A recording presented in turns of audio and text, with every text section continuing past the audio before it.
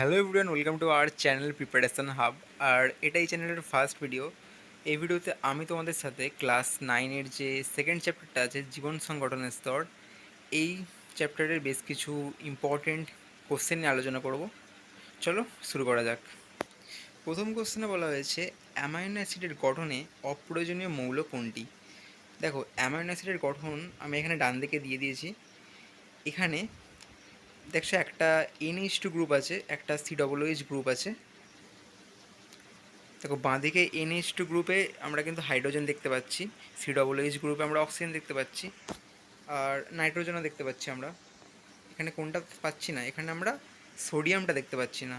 তো এখানে আনসার হয়ে যাবে অপশান ডি, সোডিয়াম। জেরপ্থ্যালমিয়া রোগের জন্য দায়ী ভিটামিনটি হলো, এটার আনসার হয়ে যাবে অপশান বি, ভিটামিন এ। 3 নম্বর কোশ্চেনে বলা হয়েছে ডিএনএ এর শর্করাটি হলো, ডিএনএ শর্করাটি হচ্ছে ডিঅক্সিরাইবোজ, যেটা একটা পেন্টোজ শর্করা। 4 নম্বর কোশ্চেনে বলা হয়েছে আখের রসে যে শর্করাটি থাকে কোনটি? আখের রসে থাকে সুক্রোজ। 5 নম্বরে উৎসেচকে কোন জৈব অণু থাকে? দেখো, উৎসেচকে থাকে প্রোটিন।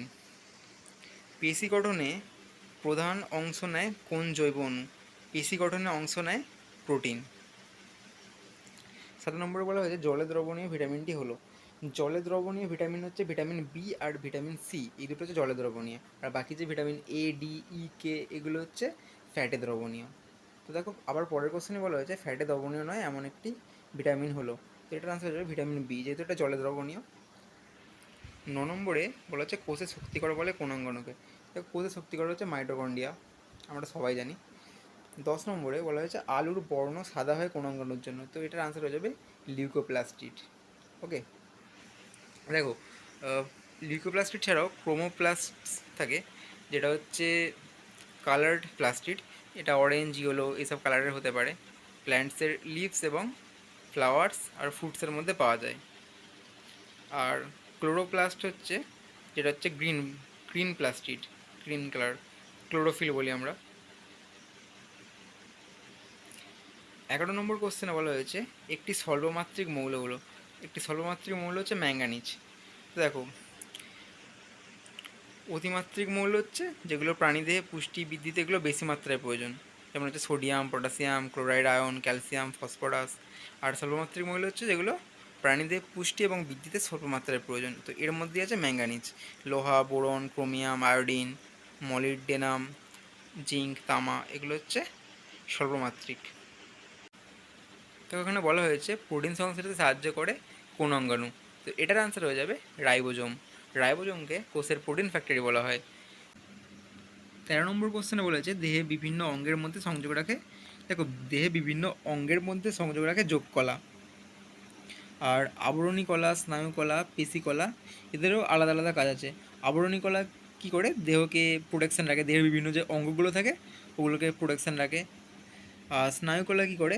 স্নায়ুকলা যে বিভিন্ন স্নায়ুর দ্বারা বিভিন্ন যে যন্ত্র ও তন্ত্রের কাজের সমন্বয় ঘটে, উদ্দীপনা গ্রহণ করে স্নায়ুকলা। পেশিকলা কী করে? ঐচ্ছিক পেশির চলন গমনে সাহায্য করে, দেহকে আকৃতি প্রদান করে। নেক্সট কোশ্চেনে বলা হয়েছে প্রোটিন বাছাই সাহায্য করে কোন অঙ্গাণু? তো এটার আনসার হয়ে যাবে গলগি বডি। 15 নম্বরে বলছে একটি সংযোগী কলা হলো, একটি সংযোগী কলা হচ্ছে তরুণাস্থি। তো স্নায়ু কলার মধ্যে পড়বে, ত্বক হচ্ছে আবরণী কলা, তো এখানে আনসারটা তরুণাস্থি হবে। 16 নম্বরে বলা হয়েছে আগুনে হাত লাগলে আমরা তৎক্ষণাৎ হাত সরিয়ে নিই, এই কাজটি নিয়ন্ত্রণ করে মস্তিষ্কের কোন অংশ?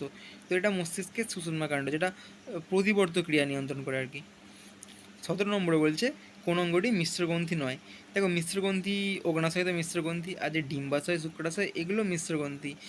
কোনটি অগ্নাশয় থেকে নির্গত হরমোন? অগ্নাশয় থেকে নির্গত হয় ইনসুলিন। ইনসুলিন ছাড়াও গ্লুকাগন নামের একটা হরমোন আছে, এটা অগ্নাশয় থেকে নির্গত হয়। তো এর পরের ভিডিওতে আমরা যে 1 নম্বরের কোশ্চেনগুলো করিয়ে দেবো। ভিডিওটা ভালো লাগলে ভিডিওটাকে অবশ্যই একটা লাইক করবে। আর এটা এই চ্যানেলের ফার্স্ট ভিডিও, এটা একটা নতুন চ্যানেল, অবশ্যই চ্যানেলটাকে সাবস্ক্রাইব করবে তোমরা।